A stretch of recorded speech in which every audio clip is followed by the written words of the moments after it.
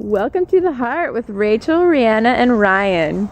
We're going to trace the blood flow of a drop of deoxygenated blood in the ear through the heart, see it get oxygenated in the lungs, and then out to the rest of the body. So we're going to start as a drop of deoxygenated blood in the ear.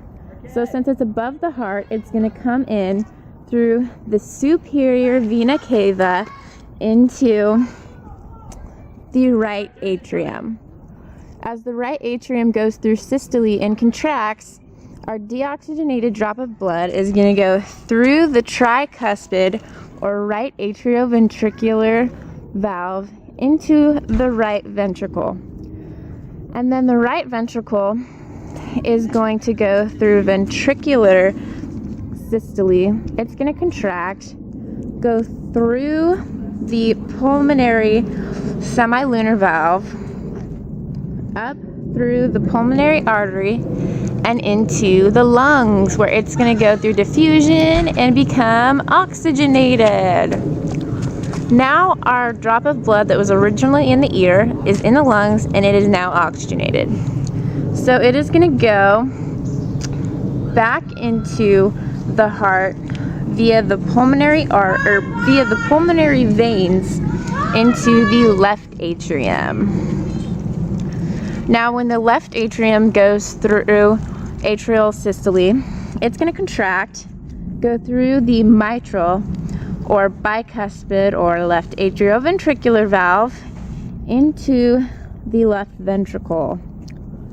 Now the left ventricle is going to contract, going through ventricular systole, and the blood is going to be pushed up through the aortic valve, which is a semilunar valve.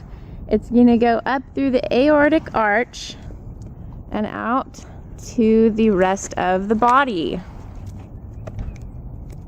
Let's see this process a little faster.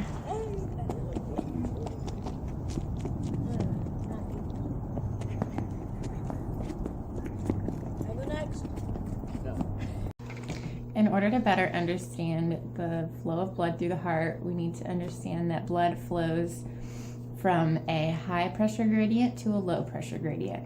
For example, when the atria contracts, it's going to squeeze in, so the pressure in the atria is really high. So the blood is going to want to flow through the atrioventricular valve. It pushes that atrioventricular valve open into the lower pressure gradient of the ventricle.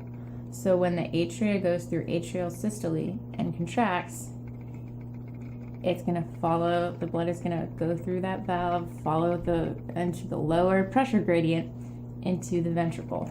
So again, when the atria contracts, the pressure is building up in the atria, so the blood is going to push through the atrioventricular valve and go into the lower pressure area of the ventricle.